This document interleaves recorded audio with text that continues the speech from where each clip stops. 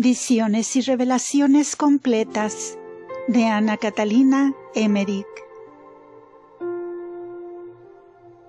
Episodio 82. Diciembre 14 y 15. Habiendo salido Jesús de Dibón, llegó a Eleale, que está como a 4 horas de Betabara.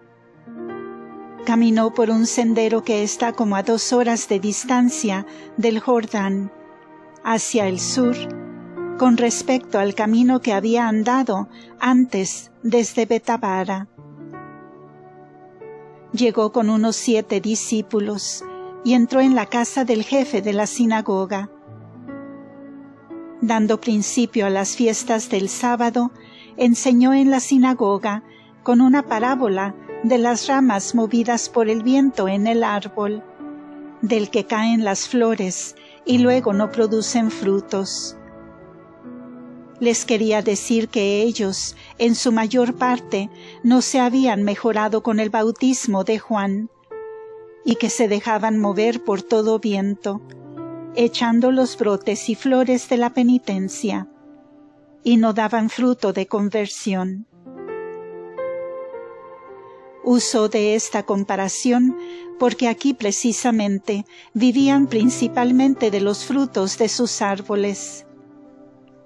Solían llevar lejos sus frutos, porque aquí no había camino real. He visto que trabajaban también en hacer mantas y en tejer diversos géneros en cantidad. Hasta ahora Jesús no encontró aquí contradictores. Las gentes de Dibón y en general de los alrededores le tienen afecto y dicen que nunca habían oído un maestro tal, y los ancianos lo comparan con los profetas, cuyas enseñanzas habían oído a sus antepasados.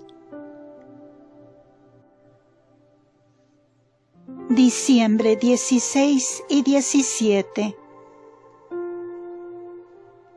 Después del sábado se dirigió Jesús hacia el occidente, como a 3 horas de camino a Bet-Jesimot, situado a 1 hora del Jordán, al oriente de una montaña.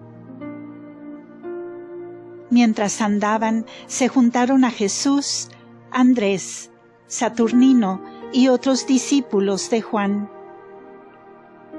Jesús les habló de cómo los hijos de Israel habían acampado aquí, y cómo Moisés y Josué les hablaron al pueblo.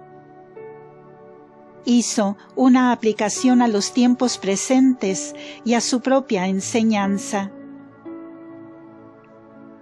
La ciudad de Bet-Jesimot no era grande, pero su comarca es fértil, especialmente en viñedos. Al tiempo que Jesús entraba en la ciudad, habían llevado y dejado en libertad a algunos endemoniados y furiosos que estaban encerrados en una casa. Estos empezaron a clamar: «Ahora viene Él, el profeta, Él nos echará». Jesús se volvió a ellos, les mandó callar y que cayesen sus ataduras, y les dijo que le acompañasen a la sinagoga. De pronto cayeron sus ataduras y quedaron tranquilos. Se echaron a los pies de Jesús, le dieron gracias y le siguieron a la sinagoga. Les enseñó allí con parábolas de los frutos y de los viñedos. Después visitó y sanó a muchos enfermos en sus casas. Como la ciudad no da a ningún camino real, la gente lleva sus frutos al mercado para venderlos. Diciembre 18 al 20. Jesús sanó aquí por primera vez desde su salida del desierto. Por esto le rogaba a la gente del lugar que se quedase. Pero Jesús se dirigió, acompañado por Andrés, Saturnino, los primos de José de Arimatea, en todo unos 12 discípulos, al norte, hacia el pasaje general al cual llevaba el camino de Dibón, el mismo que había hecho cuando fue a la fiesta de los tabernáculos desde Gilgal. Tuvieron que emplear bastante tiempo en atravesar el río, porque no estaban los lugares de embarco y desembarco por causa de la montaña escarpada del otro lado del río. De aquí caminaron por espacio de 1 hora en dirección de Samaria, a un lugarcito al pie de una montaña. Este pueblo constaba de unas pocas casas y no tenía escuela. Habitaban allí pastores y gentes sencillas y buenas que vestían casi como los pastores de la gruta de Belén. Jesús enseñó al aire libre en un lugar elevado donde había un asiento. Esta gente había recibido ya el bautismo de Juan.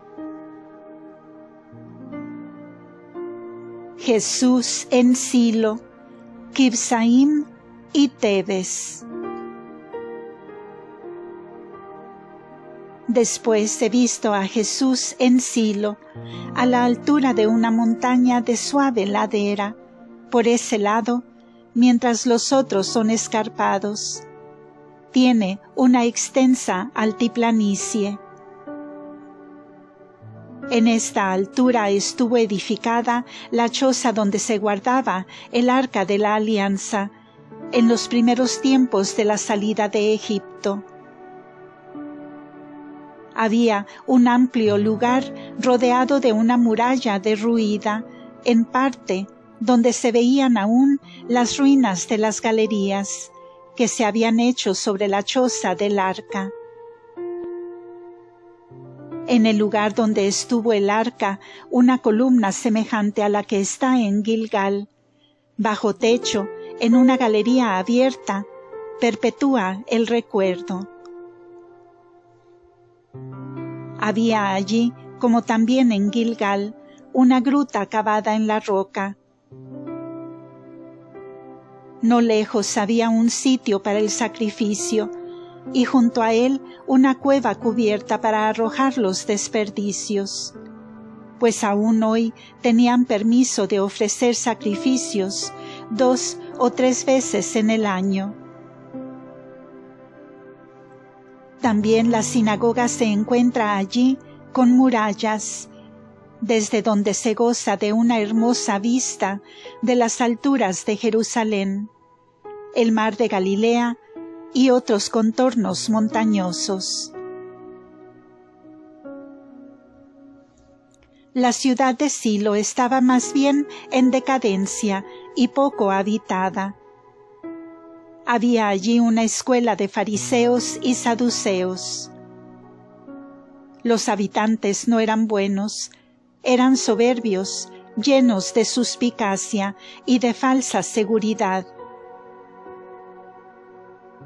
A alguna distancia de las puertas de la ciudad se ven los muros ruinosos de un convento de esenios, y cerca existía aún la casa donde los benjamitas habían encerrado a las jóvenes en ocasión de las fiestas de los tabernáculos. Jesús entró con sus discípulos, 12 en número, en una casa donde los maestros viajeros y profetas tenían derecho adquirido de permanecer. Esta casa estaba junto a la escuela y a las habitaciones de los fariseos y saduceos. He visto a unos 20 de ellos reunidos en torno a Jesús, vestidos con sus largas vestiduras, con cinturones y con largos trenzados que colgaban de sus mangas. Fingían no saber nada de Jesús y dirigían preguntas capciosas. ¿Cuáles? ¿Cómo es eso? ¿Que hay dos bautismos? Uno de Juan y otro de un tal Jesús, hijo de un carpintero de Galilea. ¿Cuál es, al fin, el verdadero bautismo? Decían también que se juntan otras mujeres a la madre de Jesús, hijo del carpintero, como una viuda con sus 2 hijos, y que andan de un lado a otro haciendo nuevos secuaces. Añadían que ellos, por otra parte, no necesitaban de esas novedades. Les bastaba la ley y los profetas.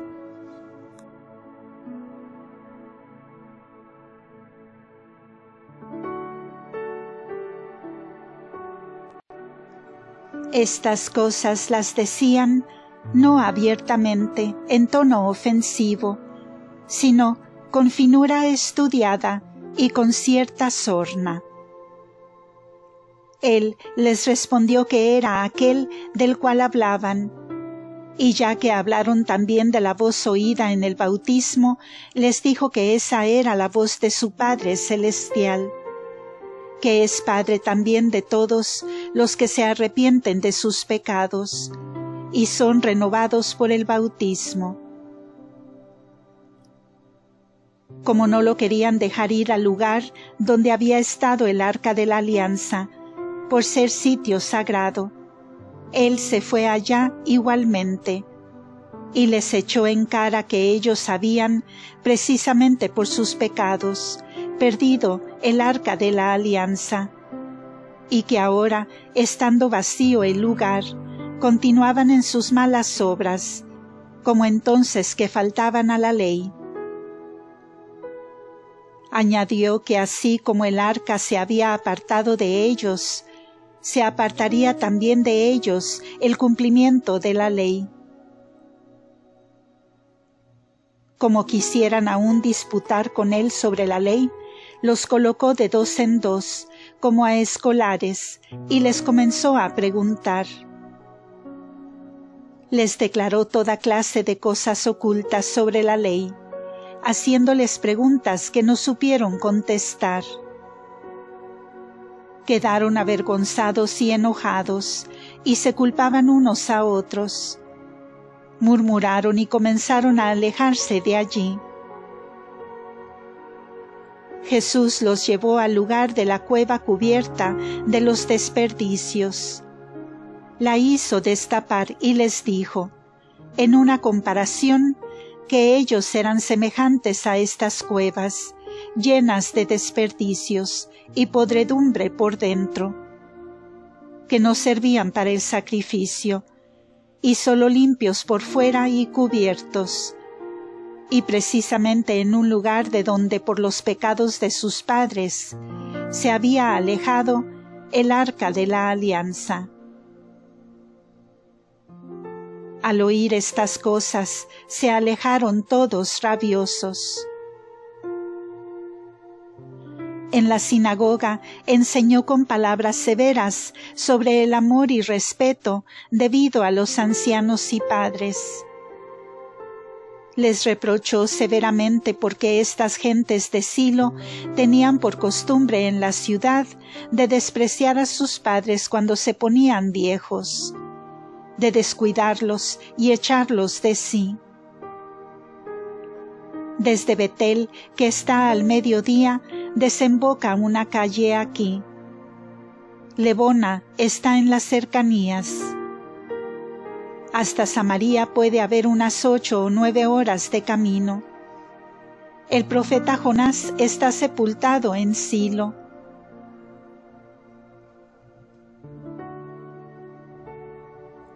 Diciembre 21. Cuando Jesús abandonó a Silo, desde la parte de la ciudad que mira al noroeste, se separaron de él Andrés, Saturnino y los primos de José de Arimatea. y le precedieron en el camino de Galilea. Jesús llegó con los otros discípulos que le acompañaban antes del sábado a la ciudad de Kibsaim.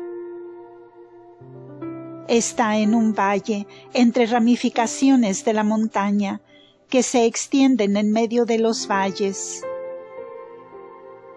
Las gentes aquí eran buenas, familiares y obsequiosas con Jesús. Lo esperaban. Era una ciudad de levitas, y Jesús entró en la casa del jefe de la escuela del lugar. Llegaron hasta aquí Lázaro, Marta y su antiguo criado, Juana Chuza y el hijo de Simeón, empleado del templo, y todos saludaron a Jesús. Estaban de camino a las bodas de Caná, y sabían por un mensajero de que se encontrarían aquí con Jesús. Este distinguió a Lázaro como a uno de sus queridos amigos. Con todo, nunca le oí preguntar: ¿qué hace este o aquel de tus parientes o amigos? Kibsaim está escondido en un rincón de la montaña. Los habitantes viven del comercio de las frutas y hacen tiendas, alfombras, esteras y suelas para sandalias. Jesús celebró aquí el sábado y curó a varios enfermos con su palabra. Eran enfermos de gota y mentecatos que fueron llevados hasta su presencia en camillas delante de la escuela. La comida tuvo lugar en casa de uno de los principales levitas.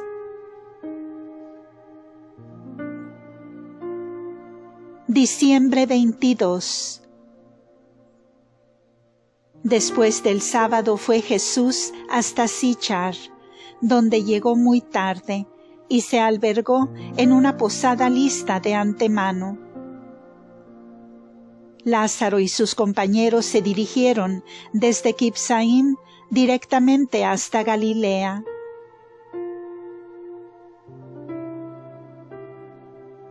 Diciembre 23.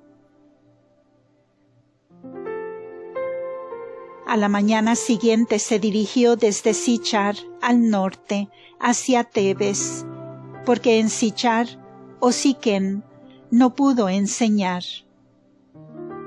No había judíos, sino solo samaritanos y una clase de gentes que desde la cautividad de Babilonia o después de una guerra se establecieron aquí. Van al templo de Jerusalén, pero no ofrecen sacrificios. En Siquén hay buenos campos que Jacob compró para su hijo José. Una parte de esta comarca pertenece ya al Galileo Herodes. Por esto se ve desde el medio del valle un confín señalado con un montículo y unos postes. A través de Tebes, que es una ciudad regular, corre un camino real y hay bastante comercio. Pasan camellos muy cargados. Me causa admiración y extrañeza cuando veo aparecer estos animales cargados como torres a través de los desfiladeros de la montaña, o subiendo la cuesta y moviendo sus largos cuellos y cabezas entre los cargamentos de sus lomos. Se comercia también con seda cruda. Los habitantes de Tebes no eran malos, ni se oponían a las enseñanzas de Jesús, pero no eran sencillos ni simples, eran más bien tibios, como suelen ser los hombres de negocio a quien les va bien la ganancia. Los sacerdotes y los escribas se mostraron más seguros y neutrales. Cuando se acercó Jesús, los poseídos y los mentecatos clamaron: «Ahí viene el profeta de Galilea. Tiene poder sobre nosotros, tenemos que salir». Jesús les mandó callar y se aquietaron al punto. Jesús entró en la sinagoga y como le trajeran muchos enfermos, los curó a todos. Por la tarde enseñó en la escuela y celebró la fiesta de la consagración del templo que empezaba esa tarde. En la escuela y en todas las casas se encendían 7 luces. También en los campos y en las calles había multitud de luces que brillaban sobre largos postes. Tebes estaba situada en lo alto de la montaña de modo extraño. De un lado y a distancia se podía ver cómo bajaban los camellos cargados por los caminos de la montaña, y de cerca no se podía verlos. Andrés, Saturnino y los sobrinos de José de Arimatea habían partido ya de Silo a Galilea. Andrés había estado con los suyos en Betsaida y había dicho a Pedro que había encontrado al Mesías, que ahora venía a Galilea y quería llevar a Pedro a presencia de Jesús. Todos estos partieron hacia Arbel, que también se llamaba Bet-Arbel, a la casa de Natanael Chased, que tenía allí negocios, y lo fueron a llamar para ir con ellos a Genebris y celebrar la fiesta, pues allá había tenido Natanael su residencia en una casa, junto con otras, a la entrada de la ciudad.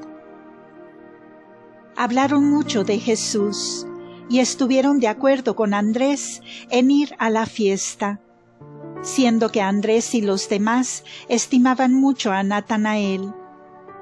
Querían oír su parecer, mas éste no se mostró muy convencido de todas estas cosas. Continuará.